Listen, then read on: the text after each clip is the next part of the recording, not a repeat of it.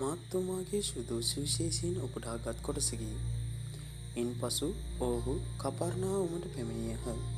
Sabbath දින උන්වහන්සේ ධර්මශාලාවට ගොස් අනුශාසනා කළ සේක.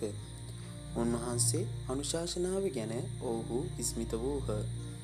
මන්ද උන්වහන්සේ විනයධරයන් මෙන් නොව බලධාරී කෙනෙකු මෙන් අනුශාසනා කළෙහිනි. එකල ඔවුන්ගේ ධර්මශාලාවේ අශුද්ධාත්මයක් ආවේශ වූවෙක් විය. ඔහු මෙසේ මොරහඬ දුනි. නාසරෙත්හි ජෙසුස් වහන්ස, ඔබත් අපත් අතර මොන ගනුදෙනුවක්ද? ඔබ ආවේ අප වනසන්නටද? ඔබ කවරෙක්දැයි මම දනිමි. ඔබ දෙවියන් වහන්සේගේ ශුද්ධවරයානෝය. ජෙසුස් වහන්සේ ඔහුට තරවටු කරමින් කටපියව මොහුගෙන් දුරුවෙවයි වදාළ සේක.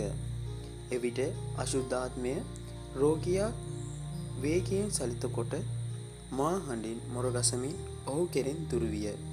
ඒ දුටු සියල්ලෝම මවිත වී, මේ කුමක්ද?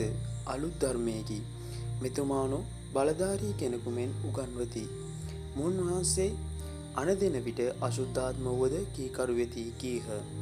එකෙනෙහිම උන්වහන්සේ පිළිබඳ පුවත අවට ගලීලය පුරා පැතිර ගියේය. සමිදානන් වහන්සේගේ සුභාරංචිය මෙසේය. ක්‍රිස්තුනී ඔබ වහන්සේට ප්‍රශංසා වේවා.